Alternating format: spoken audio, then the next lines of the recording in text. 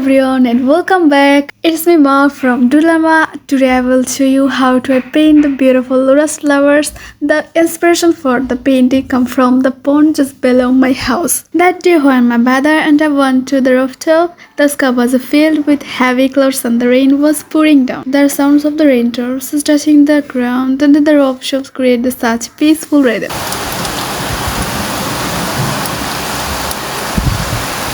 We stood there enjoying the cool breeze and the fresh smell of the rain. I see this beautiful rose every day from my window and I have always wanted to capture the beauty in my brush. Recently my brother and I went to the rooftop and took some videos close of the pond and I will use them as reference for my painting. I'm going to follow a simple method to do, especially for beginners. First we will start with the pencil sketch. I want to go into much details at this page. We'll focus on the basic shapes. We'll begin by drawing the large round lotus leaves. It's important to notice the little slips or cracks on each leaves as we drew them. After that, we will sketch the beautiful lotus flowers. Remember, these flowers have many layers of the petals. So for now, we will just outline the main shapes of the petals. Shape by shape, we will blend out the details layers, but the sky is too short with the basic form and the end with the process. Now it is the outline strokes. Alright, we'll draw the leaves of the lotus flowers carefully. Make sure to pay attention to the small cracks or slips that appear on the edge leaves, as these little details make the leaves look more realistic and natural. Take your time to observe how the areas curve and how the berries run across the surface of the leaves while catching them. For coloring the leaves, start by choosing a bright green shade. Using a brush, carefully fill each leaves with green color, making sure cover the entire surface evenly.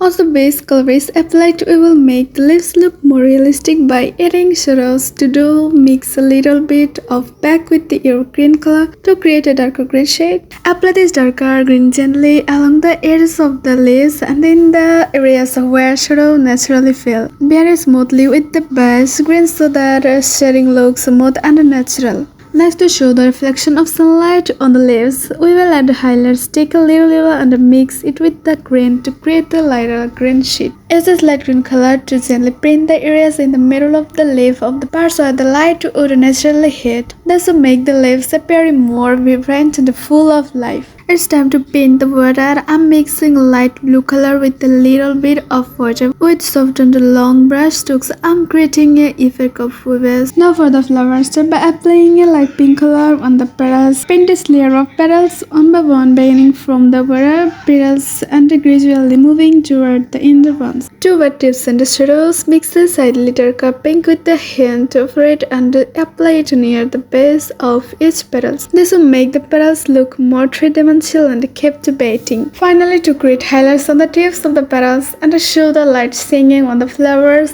add a small touch of white, applying it lightly on the edges or tips where the light would naturally fall. By following this step, your flowers look lively, glowing, and beautifully realistic. To create the shadows of the leaves, we will add a touch of black color underneath them. This will make the leaves appear more realistic. Our artwork is almost complete. Step by step, we added shapes, colors, and details that bring the picture to life. Thank you so much for watching and supporting. Stay creative, keep practicing, and let your imagination guide your art. See you again with something new. Bye!